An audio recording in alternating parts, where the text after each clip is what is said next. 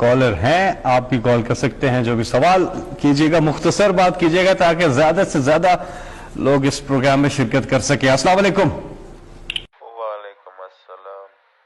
کون صاحب کہاں سے بات کر رہے ہیں؟ بات کیجیے وزیر اعظم عمران خان صاحب سے۔ محمد یعقوب قریشی بات کر رہا ہوں چولستان سے۔ وزیر اعظم سے میرا ایک سوال ہے۔ جب آپ پہلے کہتے تھے کہ میں آخری گیند تک لڑوں گا، اس کے بعد آپ کو کیا ہوا؟